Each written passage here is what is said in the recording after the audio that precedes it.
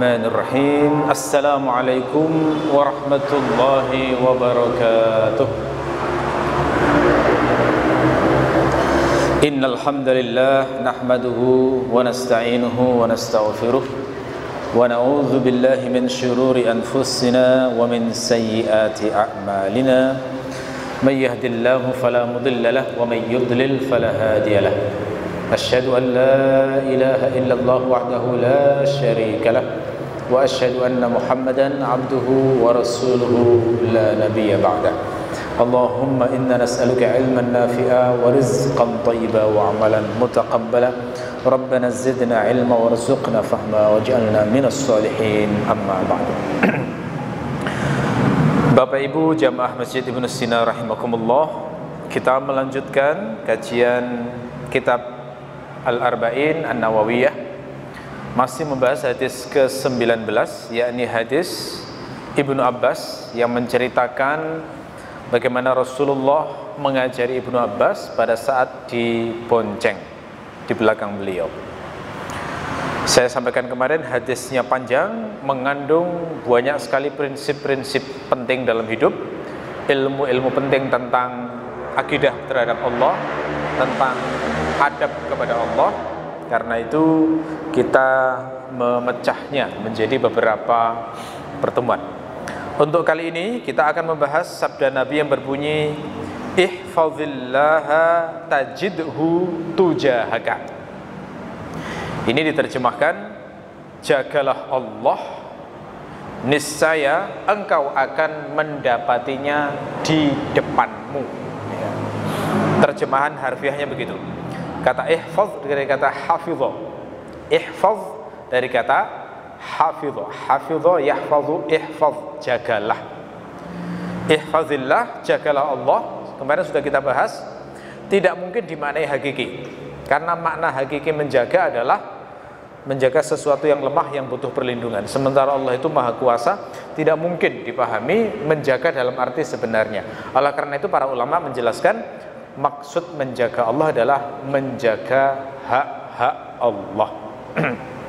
Menjaga hak-hak Allah dengan cara serius melaksanakan perintah Allah, menjauhi larangan-larangan Allah. Nah, kata ihfazillah itu adalah perintah yang mengandung makna syarat. Dan setiap syarat dalam bahasa Arab itu selalu ada jawab syaratnya. Nah, jawab syarat itu biasanya memperkirakan terjemahan maka. Contoh misalnya, saya punya kalimat in najahta in darasta najahta. In tadrus tanjah, maaf ya. In tadrus tanjah. Itu maknanya adalah jika kamu belajar, maka kamu akan berhasil atau sukses. Nah, kata intadrus, jika kamu belajar, itu syarat. Tanjah itu adalah jawab syaratnya. Nah, penerjemahan tanjah itu menyisipkan terjemahan maka. Jika kamu belajar, maka kamu akan sukses. Nah, sama seperti dalam kalimat ini, kata ihfazillah itu perintah yang mengandung makna syarat. Jagalah Allah, maka gitu ya, kamu akan mendapati Allah di depanmu. Tajid itu dari kata wajada. Wajada itu bermakna mendapati atau menemukan. Tajid hu-nya kembali kepada Allah. Taknya itu bermakna engkau, yang dalam konteks ini adalah kepada Ibnu Abbas, karena Rasulullah waktu itu sedang membonceng Ibnu Abbas. Ya. Nah, tapi kalau diajarkan kepada kita, ya berarti maknanya kita kena juga khitabnya, terkena seruan dan nasihat hadis ini. Ya, tajidhu, engkau akan mendapati Allah tujahaka. Ya, tujahaka. Tujahaka ini bisa dibaca dua cara ya dalam bahasa Arab. Bisa dengan mendomahkan ta, bisa juga dengan mengkasrohkan ta. Jadi tujahaka atau tijahaka, itu dua-duanya bisa dibenarkan secara bahasa. Nah, kata tujahaka itu sebenarnya taknya itu asalnya wawu, aslinya adalah wujahaka itu. Jadi huruf aslinya itu wajaha aslinya, wajuha ya. Dan wajah itu kan di depan maksudnya ya.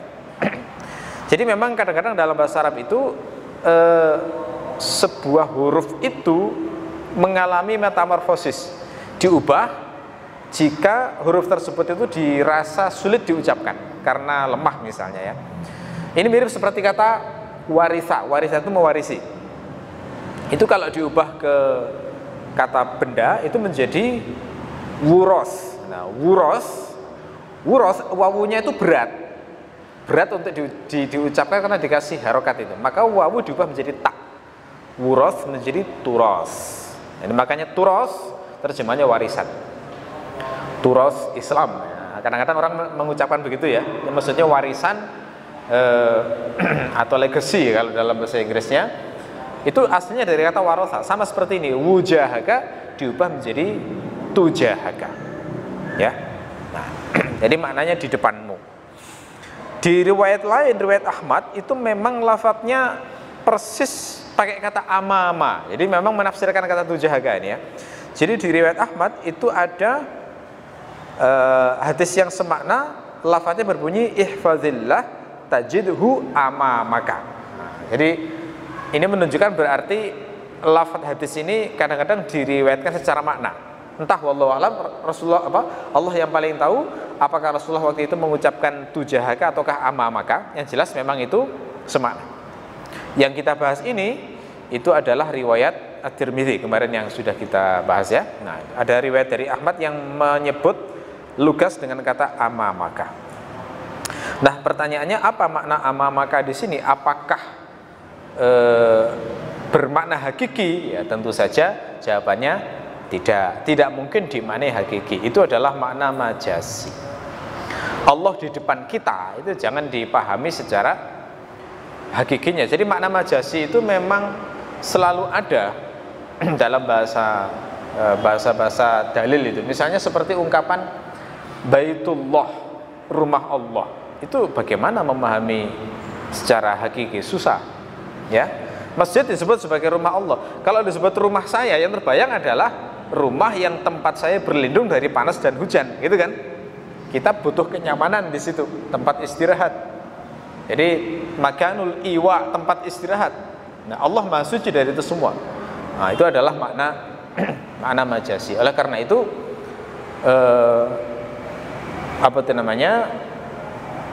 di keterangan dalam syarah hadis ini, bahkan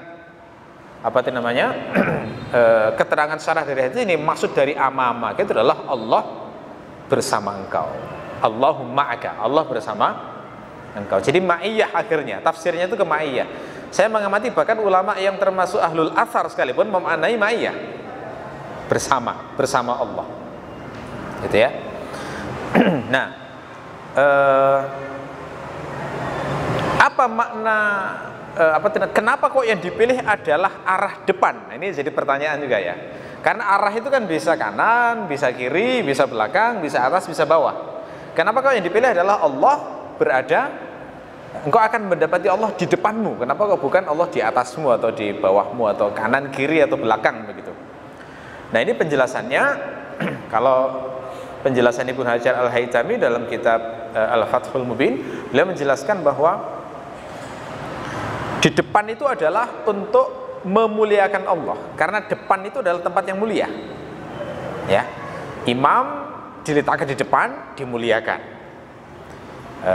Seorang pejabat misalnya, dia berbicara di depan forum, nah itu juga dimuliakan. Jadi istilahnya penyebabnya adalah li syarafil maqsad. Jadi karena kemuliaan ya, yang dituju itu. Ini alasan yang pertama. Alasan yang kedua adalah pakai lafadz amamaka itu untuk selalu mengingatkan bahwa tujuan kita itu adalah akhirat dan kita setengah melakukan safar, perjalanan menuju akhirat. Nah, di bawah pengawasan Allah. Ya, jadi itu makna mengapa kok lafadznya pakai tujahaka yang bermakna ama maka. Nah, lafaz ihfazillah tajidhu tujahaka itu sebenarnya menguatkan lafaz sebelumnya, karena sebelumnya itu kan hadisnya ihfazillah yahfazka, itu kan, jagalah Allah niscaya Allah akan menjagamu. Ini sebenarnya maknanya mendekati, lebih kuat, tapi dikuatkan lagi, ihfazillah tajidhu tujahaka, jagalah Allah niscaya Allah akan berada di depanmu, Allah akan kau dapati selalu berada di depanmu. Ya, yakni maknanya orang yang selalu menjaga hak-hak Allah, orang yang selalu berusaha menjaga hak-hak Allah dengan cara menaati Allah, tidak pernah mengecewakan Allah, berusaha tidak membuat Allah murka, berhati-hati betul supaya Allah itu tidak marah kepada kita, maka Allah akan selalu bersamanya dalam segala kondisi. Allah selalu bersamanya ini adalah bentuk tasyrif, memuliakan. Nah, bentuk memuliakannya apa? Bentuk memuliakannya bisa macam-macam. Satu, Allah bersama kita itu bentuk memuliakan diantaranya adalah Allah selalu memberi nasr. Nasr itu maknanya pertolongan. Ya. Nasr itu pertolongan, bedakan dengan ma'unah. Itu terjemahannya juga pertolongan. Tapi ada sedikit perbedaan mana yang harus dipahami. Apa bedanya? Kalau nasr itu adalah pertolongan, konteksnya adalah untuk memenangkan sebuah pertarungan. Jadi seorang beriman bertarung dengan orang yang tidak beriman, Allah memberikan nasr, maknanya memberi bantuan supaya menang. Nah, ya. Jadi itu makna dari nasr. Makanya kalau dalam Al-Quran ada ayat intan surullah yansurkum, kalau kamu menolong Allah maka Allah akan menolongmu. Itu maksudnya adalah Allah menolongmu dalam pertarunganmu melawan kebatilan, itu pasti akan ditolong oleh Allah. Ya. Saat para sahabat itu diganggu orang-orang Quraisy, diganggu orang-orang musyrik, diganggu orang-orang kafir, mereka ditindas, banyak yang dibunuhi, lalu mereka selalu bertanya pada Rasulullah, mata nasrullah, kapan pertolongan Allah? Maka jawaban Allah adalah ala inna nasrullah qarib, pertolongan Allah itu dekat. Nah, ini konteksnya adalah pertarungan tadi, ya, pertolongan supaya memenangkan pergulatan dengan kekufuran. Ya. Jadi seperti Nabi Musa ketika melewati Laut Merah, kemudian Allah membelahkan lautan, lalu tentara Fir'aun, termasuk Fir'aun yang mengejar itu, oleh Allah dibuat binasa, sehingga menanglah Nabi Musa dan pengikutnya. Ini dinamakan nasr, pertolongan. Jadi ya. Nah, Rasulullah adalah termasuk hamba Allah yang selalu mendapatkan nasr. Ya. Berarti Rasulullah mendapatkan janji ini, ihfazillah tajidhu tujahaka. Karena Rasulullah selalu menjaga hak Allah, sangat hati-hati menjaga hak Allah, maka Allah selalu memberikan nasr, pertolongan kepada Rasulullah. Makanya kita lihat dalam perang Badar itu 300-an orang muslim melawan 1000, menang itu. Ya, dalam perang Badar menang. Dalam perang Al-Ahzab, ya, itu secara logika nggak mungkin menang itu Al-Ahzab, karena orang Islam itu melawan pasukan koalisi gampangannya. Jadi yang memerangi orang Islam waktu itu adalah kumpulan kabilah-kabilah di Arab, bukan hanya satu kabilah. Kalau perang Badar itu hanya Islam dan Quraisy, ya. Tapi Al-Ahzab ini itu semua kabilah, termasuk kabilah Ghatafan, kabilah Bani ini, Bani, kumpul sampai terkumpul pasukan kira-kira 10.000 orang.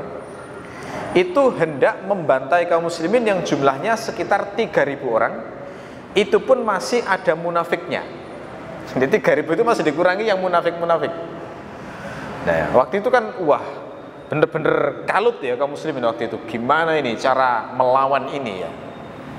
Lalu kemudian Allah memberi ilham pada Salman Al-Farisi untuk menggagas perang parit. Gimana caranya? Madinah waktu itu yang mau dikepung itu digali parit. Ini adalah teknik perang yang tidak pernah dipakai di Arab. Nggak kenal mereka teknik perang kayak begini. Ini teknik perang yang hanya dikenal di Persia, karena Salman ini orang Persia. Persia itu sekarang kira-kira daerah Iran itu ya.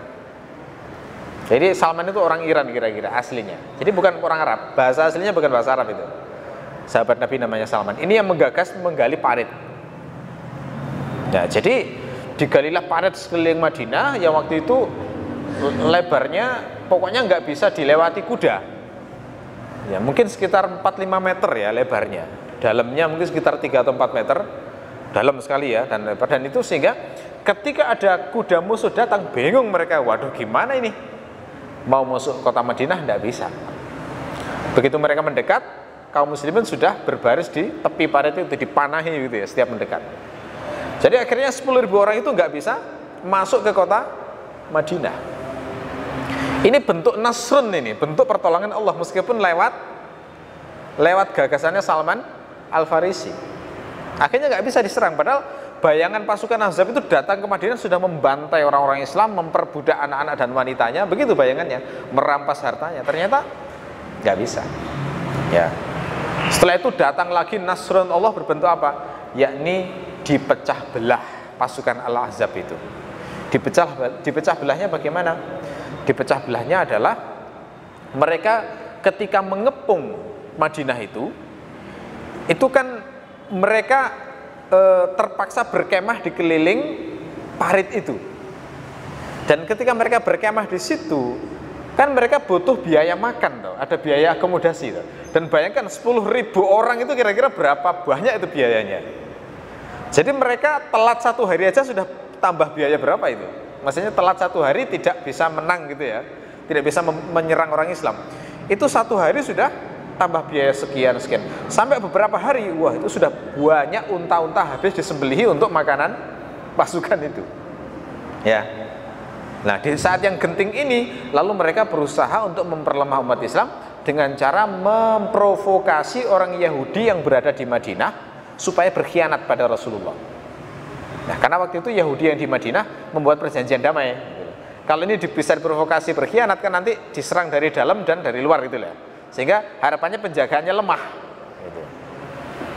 Ya, mereka berhasil ya, tetapi saat maksud genting-gentingnya semacam ini, Allah menurunkan nasrunnya, pertolongannya dengan cara memecah belah mereka. Caranya bagaimana?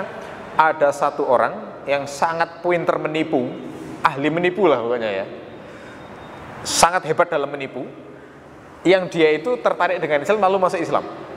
Ya, ini kan nggak disangka-sangka ya, ada seorang penipu ulung masuk Islam, lalu saat masuk Islam minta izin pada Rasulullah, minta begini izinnya, wahai Rasulullah, saya masuk Islam dan nggak ada yang tahu kalau saya Islam. Kalau diizinkan, saya akan menipu mereka, tak buat mereka berpecah belah dengan tipuan saya, boleh enggak? Gitu ya. Khawatirnya haram gitu loh, menipu dalam perang gitu ya. Ternyata Nabi menjawab, al-harbu khadi'ah. Perang itu memang tipu daya, ya boleh silakan nipu gitu ya. Jadi boleh nipu, boleh bohong saat perang itu aturan khusus.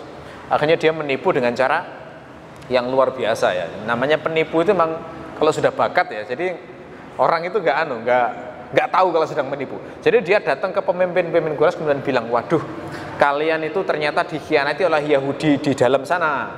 Yang bilangnya itu katanya mau bantu kalian, si Yahudi ini menyesal gitu ya. Sekarang mereka itu berusaha untuk membuat Muhammad itu menjadi ridho dengan mereka. Caranya bagaimana? Mereka menjanjikan pemimpin kalian nanti diundang ke sana dan akan dibunuh di sana. Jadi saran saya kalau nanti ada permintaan dari si Yahudi itu, minta pemimpin kalian dibawa ke Madinah, jangan boleh. Itu tipuan. Nah, mereka percaya karena nggak tahu kalau orang ini masuk Islam gitu ya. Setelah jebakannya masuk, kemudian datang ke Yahudi Madinah. Ya, datang ke Yahudi Madinah kemudian bilang, ya, ternyata pemimpin pasukan Ahzab itu sekarang sudah mulai lemah semangatnya. Dan mereka katanya sudah mau pergi dari sini, sudah mau nyerah itu, nggak mau melanjutkan perjalanan, nggak mau melanjutkan peperangan dengan Muhammad. Nah, sekarang bayangkan, coba pikirkan, seandainya mereka pergi, pasti kamu akan dihabisi pasukan orang-orang Islam, iya enggak? Nah, makanya biar aman, kamu minta jaminan, mintalah 2 pemimpin dari mereka, supaya jadikan jaminan di sini, gitu ya. Nah, pemimpin itu nanti akan menjamin bahwa mereka tetap melanjutkan serangan. Wah, percaya mereka, waduh ya juga sih, gitu ya. Akhirnya kemudian kirim surat kepada mereka, disampaikan itu.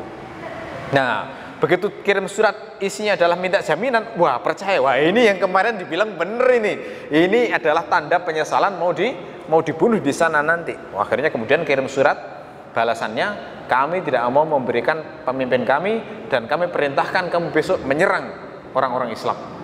Nah, kebetulan waktu itu hari Sabtu. Nah, hari Sabtu itu adalah hari yang disucikan orang Yahudi, nggak mau nyerang mereka. Jadi alasannya adalah kami nggak bisa berperang hari Sabtu karena Sabtu hari yang disucikan oleh kami, hari Sabat istilahnya. Wah, tambah yakin di sana bahwa ini memang sedang berkhianat, jadi sudah menyesal untuk mengambil hati Rasulullah. Goncang akhirnya satu demi satu kabilah itu ada yang pulang. Sudah nggak bisa lanjut ini, rugi kita di sini, gitu. Nah, saat sudah semacam itu datang nasrun dari Allah yang lain, yakni dikirimlah angin yang kencang. Jadi angin kencang itu membuat tenda-tenda mereka berterbangan, bekal-bekal hilang. Akhirnya sudah, ini azab dari Allah ini, sudah ayo kita pulang kembali. Nah, akhirnya menanglah kaum muslimin melawan pasukan Ahzab itu.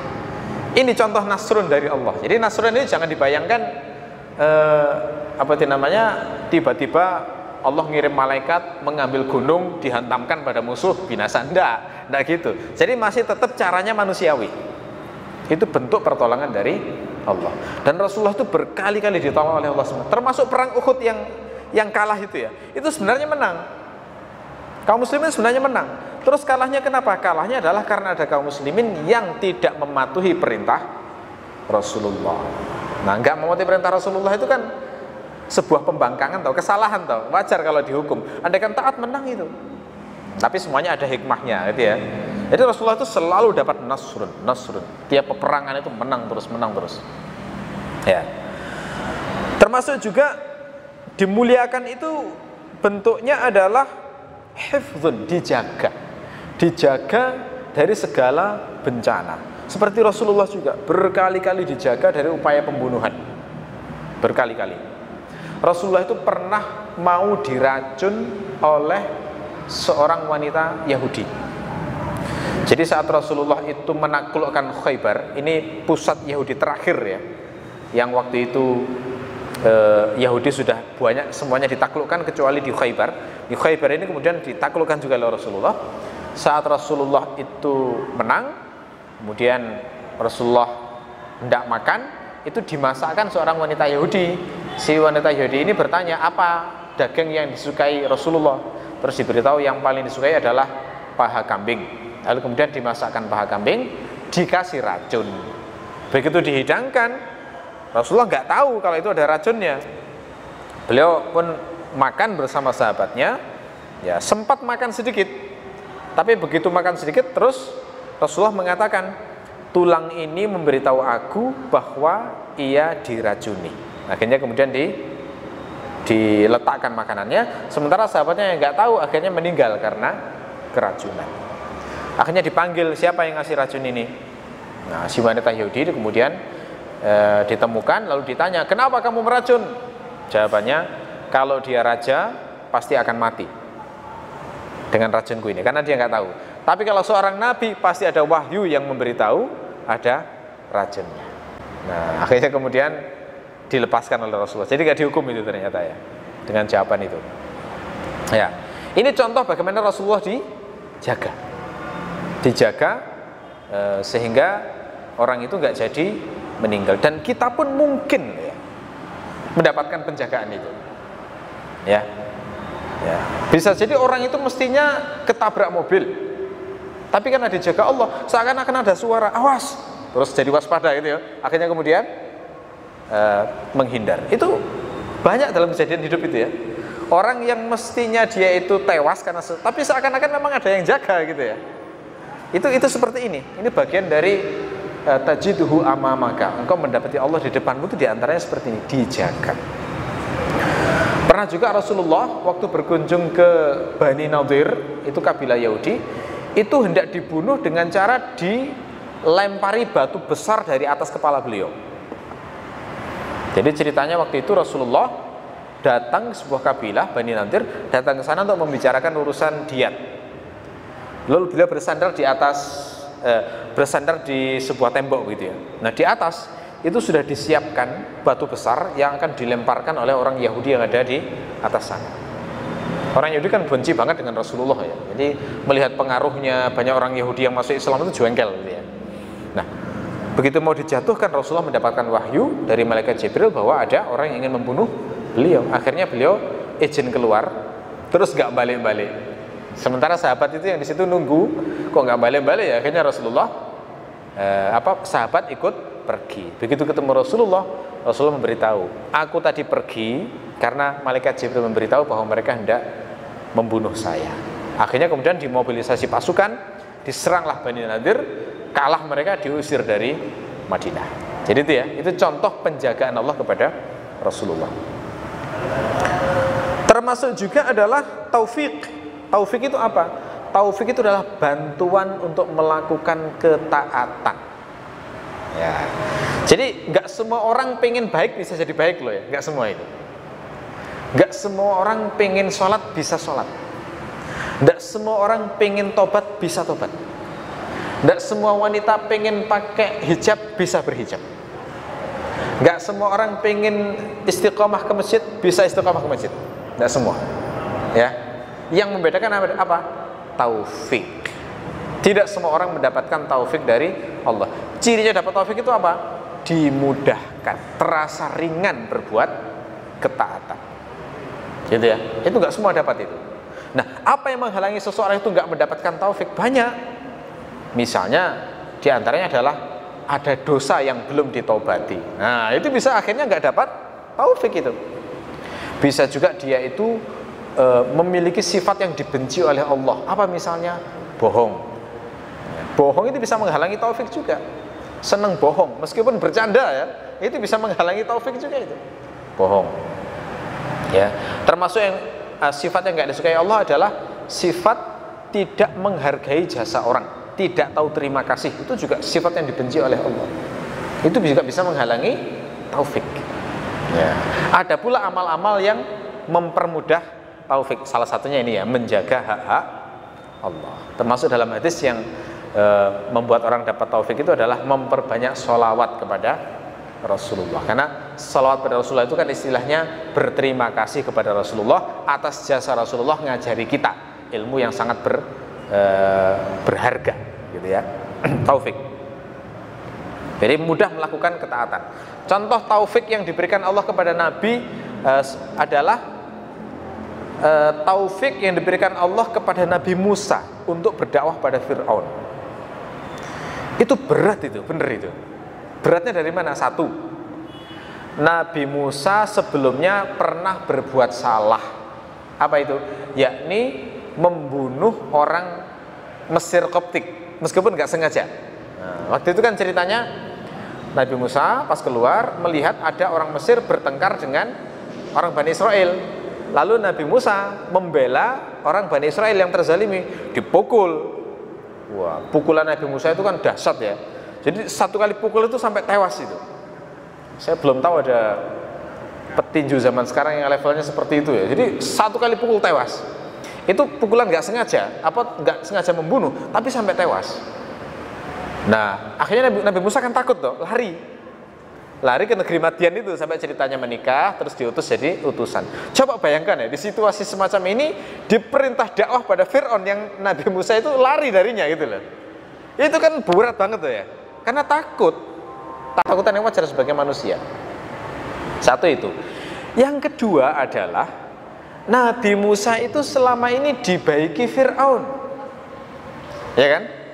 Dibaiki bagaimana? Diasuh sejak kecil oleh Fir'aun. Yang ngasuh kan Fir'aun itu. Karena Fir'aun punya kebijakan waktu itu menyembelih seluruh bayi-bayi Bani Israel. Kenapa kok ada kebijakan begitu? Karena Fir'aun itu bermimpi yang ditafsirkan mimpinya bahwa nanti akan muncul dari orang Bani Israel yang akan menghancurkan kekuasaannya. Saking takutnya dibuat instruksi, pokoknya ada bayi disembelih. Nah, Nabi Musa harusnya disembelih. Tapi ibunya Nabi Musa oleh Allah dikasih ilham supaya Nabi Musa itu dihanyutkan di sungai. Nah, pas di sungai ditemukan istrinya Fir'aun, gitu ya. Ditemukan, akhirnya kemudian diasuh, dibesarkan. Akhirnya dibesarkan oleh Fir'aun. Bayangkan itu, makan minum di rumahnya Fir'aun.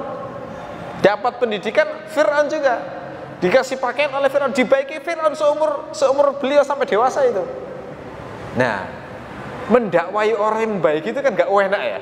Coba bayangkan ya. Kalau kita pernah dibaiki orang, dikasih uang, dikasih makanan, terus orang yang membaiki kita berbuat salah, mau mengingatkan itu kan berat ya. Ya kan? Ada beban mental tersendiri itu. Ya. Jadi kadang orang itu karena dibaiki jadi sungkan, susah ngomong. Ya gitu ya? Makanya tekniknya koruptor-koruptor itu adalah membaiki sesama.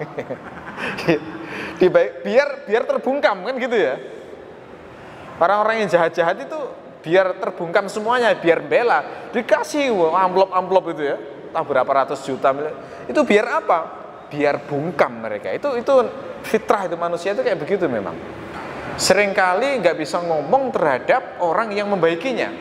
Nah sekarang bayangkan di situ yang sama, Nabi Musa disuruh dakwah pada orang yang pertama ditakutinya, kedua membaikinya selama ini. Wah itu keluh banget, susah itu ya. Ya, makanya saat Nabi Musa mengatakan hal beratnya itu, Allah kemudian menghiburnya, la takhafa inni ma'akuma asma'u wa ara.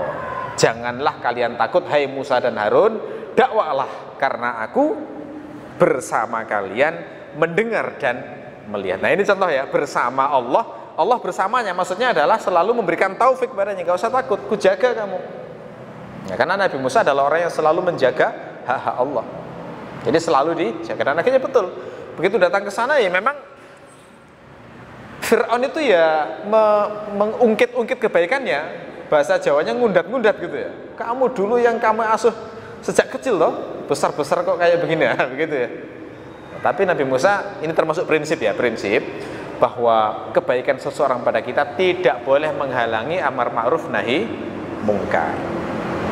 Yang baik kepada kita siapa ya? Terutama kan orang tua.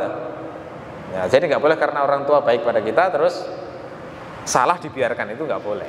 Ini prinsip yang bisa digali dari kisah Nabi Musa ya. Dibaiki tapi tetap tegas menyampaikan kebenaran, tentu dengan cara yang sopan. Nabi Musa kalau ngomong ke Fir'aun itu halus, luar biasa itu, halus. Kalau ngerti bahasa Arab akan tahu halusnya bagaimana. Jadi di Quran itu saat dakwah itu kan bunyinya begini, hal laka ila antazakka. Hal laka ila antazakka itu kalau diterjemahkan, maukah kamu untuk menyucikan diri? Maukah kamu? Jadi nggak pakai kata perintah. Kata perintah sucikan dirimu. Enggak begitu, kayak kata perintah. Jadi kalau pakai bahasa Jawa itu kira-kira ngomongnya nuwun sewu, nopo panjenengan purun mensucikan diri loh. Walus betul itu. Kalau digaji secara bahasa pakai bahasa balaghah ya, bahasa Arab, walus dakwahnya Nabi Musa ke Fir'aun itu. Padahal orang sedzalim itu ya, sediktator itu ya, omongannya walus seperti itu. Jadi tegas tidak bermakna keras, enggak. Tegas itu halus tapi tegas itu bisa. Seperti yang dilakukan oleh Nabi Musa. Jadi itu ya, taufik. Termasuk juga ma'unah. Nah ini bedanya dengan nasr tadi ya. Ma'unah itu bantuan dari Allah untuk meringankan beban seorang hamba ya, bantuan dari Allah untuk meringankan beban seorang hamba. Jadi misalnya seorang suami belum punya rumah, mestinya harus bayar kontrakan. Kalau nggak bisa bayar kontrakan, dia terpaksa tidak jelas rumahnya misalnya. Tiba-tiba Allah memudahkan dengan cara dikasih rezeki, entah itu pemberian atau mudah mendapatkan hutangan, maunah itu dari Allah, sehingga bisa tinggal di tempat dengan tenang. Kalau nggak dapat pertolongan kayak gitu, ya gelandang loh, ya nggak? Bisa tinggal di jalan-jalan loh itu, ya kan? Ya, termasuk mendapatkan tempat untuk dikontrak itu juga bagian dari maunah dari Allah, karena nggak semua dapat kadang. Kalaupun dapat harganya belum tentu cocok. Ya. Nah kalau kontrakan harganya di Malang misalnya, ada kontrakan harganya 40 juta per tahun, wah, berat mungkin ya baru sebagian orang ya, berat itu maunah itu dari Allah. Termasuk maunah itu adalah kisah 3 orang yang terjebak dalam gua, itu maunah. Dalam kondisi berat, sudah terancam tewas di gua ya karena tertutup pintu itu, Lalu mereka berdoa, ya Allah, aku dulu pernah melakukan kebaikan ini. Kalau memang itu murni ikhlas karena Allah, maka bantulah kami dalam kesulitan ini. Maka bergeser batu itu. Nah, itu maunah. Itu contoh orang yang selama ini yahfazullah, menjaga Allah, menjaga hak-hak Allah. Karena orang-orang itu kalau dalam kisah itu kan tampak ketakwaannya ya. Ada orang yang ada peluang zina terus teringat Allah, nggak jadi. Itu kan berarti menjaga hak Allah. Ada yang orang tuanya tua renta gitu ya, mengutamakan orang tuanya daripada anaknya. Nah, itu menjaga hak Allah juga. Ada seorang bos yang punya karyawan, terus gajinya nggak diambil dalam waktu yang lama, akhirnya gajinya diputar. Begitu minta lagi, gajinya dikasihkan termasuk keuntungannya. Nah, itu sifat amanahnya luar biasa. Karena pakai modal orang nggak bilang gitu ya. Akhirnya kemudian saat balik dikembalikan modalnya termasuk keuntungannya. Jadi nilainya sampai miliaran itu. Sampai karyawannya kaget. Ada jangan bercanda Pak. Gaji saya nggak segini Pak. Gitu ya. Kok sebanyak ini? Akhirnya kemudian diceritakan. Saya dulu memakai gajimu itu untuk modal. Akhirnya ya sebanyak itu. Semuanya memang hakmu. Akhirnya diambil semuanya. Ini kan contoh ketakwaan ya. Nggak semua bos punya ketakwaan semacam ini. Ya. Malah kalau bisa nyunat. Ya. Nyunat gajinya karyawan kan begitu ya. Nah ini sering terjadi gitu ya. Nah itu jadi ini adalah bentuk maunah, pertolongan dari Allah. Termasuk juga tajidhu tujahaka, Allah bersama kita, di depan kita. Itu bentuknya bisa juga berbentuk tasdid atau sadat. Sadat itu adalah ditunjukkan oleh Allah, ya, ditunjukkan oleh Allah sebuah keputusan yang akurat. Gitu ya, sehingga tidak sampai salah keputusan. Kita semua mungkin pernah diuji yang namanya bingung memutuskan sesuatu, apapun itu ya. Kita pasti semuanya pernah mengalami itu, bingung melakukan sesuatu. Dan mungkin juga kita pernah diuji dengan situasi di mana kita dipaksa memutuskan dengan cepat, lalu kemudian kita terpaksa memutuskan, ternyata salah keputusannya dan kita menyesali keputusan tersebut. Itu kadang-kadang kita mengalami semacam itu ya. Pernah nggak menyesal? Duh, andaikan dulu saya nggak gitu ya. Aduh, andaikan dulu sampai kayak gitu ya. Nah, ternyata hadis Nabi ada hadis yang mengajari biar nggak menyesali keputusan. Gimana itu? Ada doa yang diajarkan Nabi, bunyinya Allahumma hdini wasaddidni. Ya Allah, berilah petunjuk aku dan luruskanlah aku biar nggak sampai salah jalan. Allahumma hdini wasaddidni. Ayo monggo dibaca bareng-bareng. Allahumma hdini wasaddidni. Allahumma hdini wasaddidni. Allahumma hdini wasaddidni. Ini jenengan baca berulang-ulang setiap kali bingung. Insya Allah keputusannya nggak salah. Gitu ya, nggak akan menyesali keputusan gitu ya. Ini doa dari Nabi ini. Kalau diperhatikan dengan baik, insya Allah bagus. Mengapa doa ini adalah doa yang insya Allah membuat kita nggak menyesal dengan keputusan kita? Karena doa ini istimewa diajarkan Nabi kepada sahabat yang bernama Ali bin Abi Thalib. Ali bin Abi Thalib. Ali bin Abi Thalib itu adalah seorang sahabat yang ujiannya paling berat dari sisi problem di zaman beliau. Ujian beratnya apa? Beliau itu dimusuhi bukan oleh orang baik, bukan dimusuhi oleh orang yang jahat, enggak. Yang musuhi beliau adalah orang baik. Siapa yang musuhi beliau? Yang musuhi beliau adalah istri Nabi sendiri, yakni Aisyah. Coba bayangkan itu. Nah sekarang coba pikir secara logika, betapa beratnya membuat keputusan oleh Ali itu ya. Ali itu kata Rasulullah adalah salah satu di antara 10 orang yang dijamin masuk surga. Ya. Artinya kalau semacam itu berarti orangnya soleh, ya kan? Orangnya baik. Tapi Aisyah itu juga disebut Nabi akan menjadi istri Nabi di surga. Berarti kan sama-sama calon penghuni surga toh? Ini beratnya. Jadi Ali itu menghadapi problem yang sangat pelik. Karena beliau itu dimusuhi bukan orang yang jahat, tapi orang baik. Kalau kita dimusuhi orang yang memang gak berakhlak, dimusuhi orang penipu, dimusuhi orang yang kriminal, itu santai lah, memang dia jahat gitu ya. Tapi kalau yang musuh kita itu orang baik, itu rasanya Masya Allah berat itu ya, berat banget. Nah, biasanya kalau orang baik musuhi kita, itu salah paham penyebabnya. Bukan karena, nggak mungkin orang musuhi karena kebaikan, nggak mungkin, pasti salah paham. Nah, itu ujian yang dialami oleh Ali bin Abi Thalib. Jadi Aisyah musuhi Ali karena salah paham. Salah pahamnya kenapa? Waktu itu Ali menjadi khalifah, kemudian beliau memutuskan tidak mengejar pembunuh Utsman dulu, ditunda maksudnya. Karena beliau mempusatkan perhatian untuk menstabilisasi negara. Itu kebijakan politik yang jadi prioritas beliau. Nah, itu dianggap Aisyah menelantarkan hukum Allah gitu loh ya. Aisyah menyangka Ali itu menelantarkan hukum Allah, tidak menghukum pembunuhnya Utsman. Akhirnya kemudian sampai terjadi polarisasi umat Islam, sampai ada yang dukung Ali, ada yang dukung Aisyah, sampai terjadi peperangan namanya perang Jamal. Itu kan berat banget ujian kayak begitu ya. Nah, jadi makanya seakan-akan Rasulullah itu kayak sudah tahu ujian Ali begitu ya. Kamu nanti akan diuji seberat ini, dimusuhi Aisyah, dimusuhi Muawiyah gitu ya, kan banyak yang musuhi Ali waktu itu. Dimusuhi Khawarij, banyak banget lah pokoknya musuhnya ini. Maka Rasulullah ngajari, Allahumma hdini wasaddidni, ya Allah, berilah aku petunjuk dan luruskanlah diriku, jalanku ini biar akurat begitu. Dan alhamdulillah Ali sepertinya beliau jelas melaksanakan petunjuk Rasulullah ini dengan sangat baik.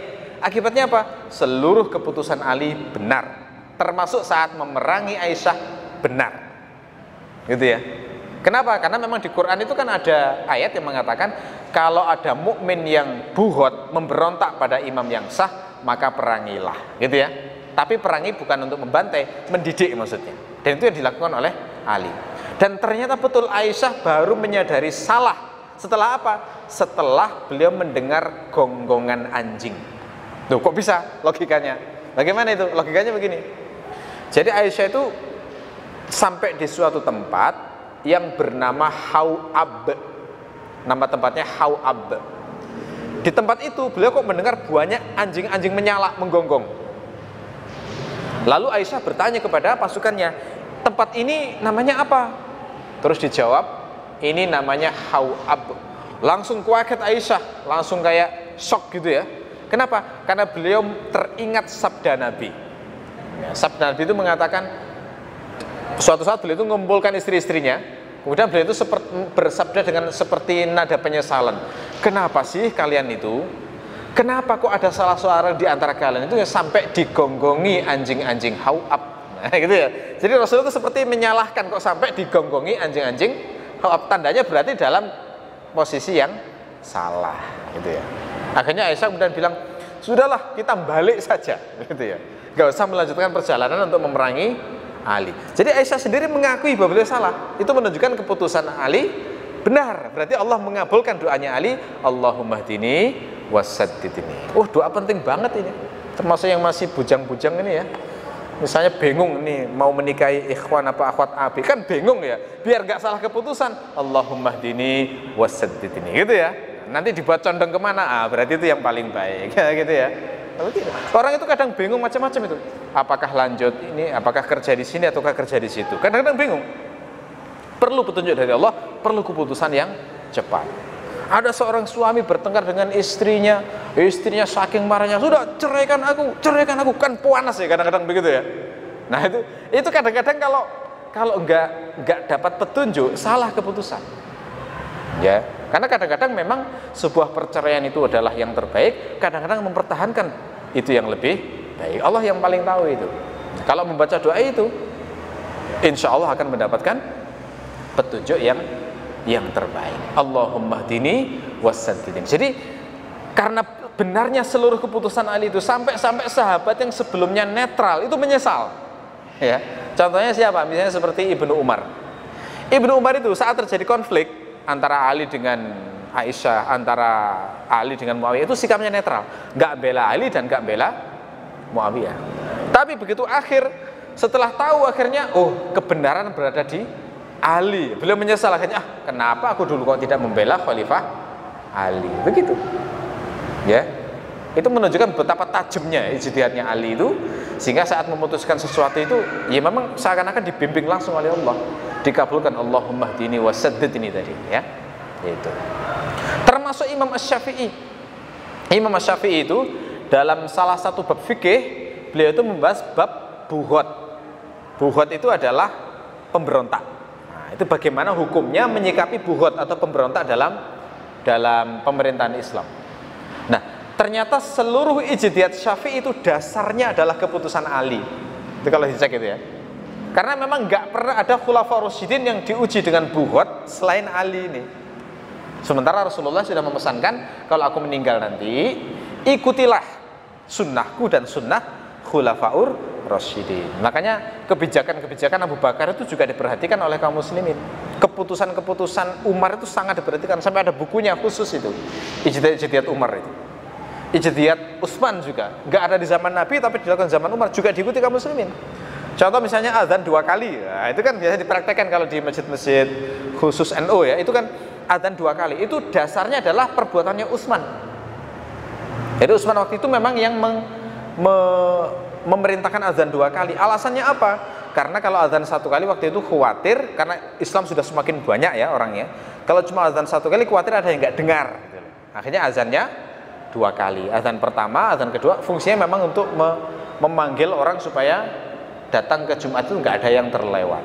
Dan itu nggak ada yang mencela. Kenapa? Karena beliau adalah salah satu khulafaur rasyidin, sehingga ijtihadnya dihargai.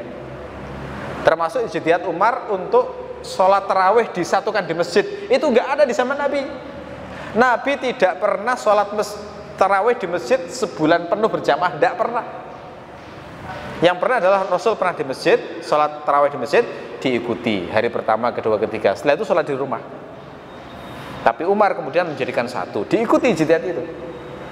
Jadi semua zaman ada ijtihad yang sangat berharga, termasuk di zaman Ali ini. Zaman Ali itu ilmu yang sangat berharga adalah keputusan Ali saat berijtihad terkait dengan buhot, para pemberontak. Itu contoh dari tasdid atau sadad ini tadi ya. Itu contoh bagaimana Allah memuliakan orang yang selalu menjaga hak-hak Allah ya. Baik. Nah berarti ma'iyah yang seperti ini, ma'iyah itu maksudnya hal bersama Allah begitu ya. Yang semacam ini berarti termasuk ma'iyah khassah. Jadi bersama Allah yang sifatnya khusus, yang sifatnya mengistimewakan. Ini harus dibedakan dengan ma'iyah ammah, ma'iyah yang sifatnya umum ya. Karena memang ada ma'iyah yang sifatnya umum. Misalnya bagaimana? Misalnya ada dalam ayat Al-Mujadilah ya.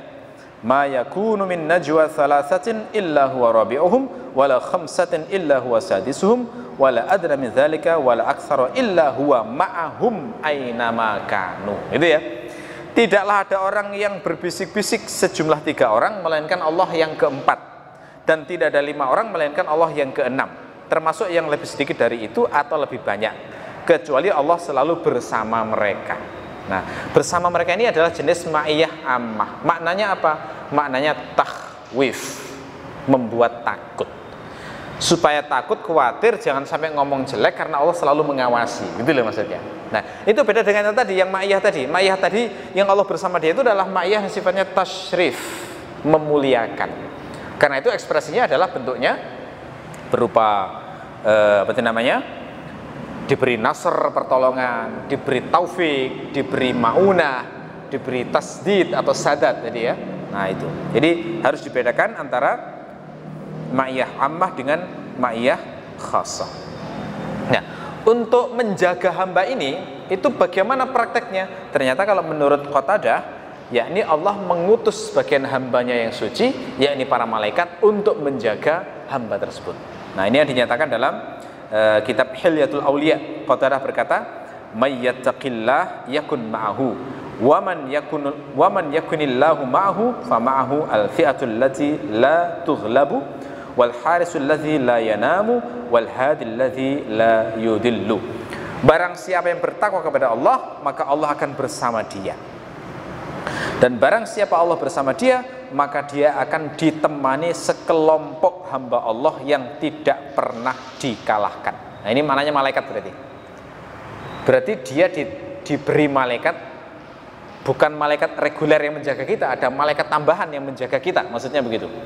Jadi orang itu memang kadang-kadang ditambahi malaikat oleh Allah, malaikat yang sifatnya memuliakan. Nah, biasanya orang kalau dikasih malaikat semacam ini, dia lebih aman, gitu ya. Dia lebih banyak terinspirasi kebaikan. Jadi orang itu bisa banyak terinspirasi kebaikan itu kalau memang ada yang bisiki. Semakin banyak bisikan kebaikan, tandanya berarti ada malaikat yang memang diperintahkan Allah untuk selalu menyertainya. Dan dia juga ditemani penjaga yang tidak pernah tidur. Ya, malaikat kan nggak pernah tidur memang ya. Jadi selalu dijaga. Sampai tidur pun kan kadang-kadang kalau kita lihat kondisi tidur itu kayak kita ya geleng-geleng kepala ya. Bagaimana bisa? Tidur itu kita kan nggak nyewa satpam untuk menjaga kita ya. Kan mungkin saja di situ ada kelabang yang masuk telinga kita, ya kan? Ada ular yang menyelinap ke rumah kita terus membunuh kita, ya kan? Tapi kok bangun tidur aman-aman saja gitu ya. Itu berarti tandanya ada yang jaga. Ya, yang diperintahkan Allah untuk menjaga. Ya, kadang-kadang dibangunkan. Pernah nggak jenengan tiba-tiba tersentak lalu bangun ternyata kompor belum dimatikan misalnya? Pernah kayak gitu? Nah itu berarti memang ada yang menjaga itu. Ya, itu salah satu keajaiban yang ini. Ada hal berbahaya, gas bocor misalnya, terus seakan-akan ada aja yang buat kita jadi tahu gitu loh. Itu berarti dijaga memang oleh Allah. Mungkin itu karena sholat jamaah jenengan, bisa jadi ya. Bisa jadi jenengan bantu tulus orang lain, kemudian akhirnya dibalas oleh Allah dengan malaikat yang menjaga kita semacam itu. Ya, termasuk akan ditemani al-hadi alladzi la yudillu, yang memberi petunjuk yang membuat kita tidak tersesat. Jadi seperti itu tadi, saat mau memutuskan bingung ya gimana ya, wah ini saja akhirnya. Nah, akhirnya kemudian tidak sampai keliru. Ya, nah kalau harus sudah seperti ini, sudah mendapatkan kemuliaan bersama Allah terus semacam ini, nggak ada yang ditakuti sudah. Nggak ada sama sekali di dunia ini yang ditakuti. Seperti Rasulullah yang pernah tidur-tiduran di bawah pohon, lalu datang oleh orang musyrik, kemudian diambil pedangnya, kemudian dibangunkan. Sekarang siapa akan melindungimu dari wahai Muhammad?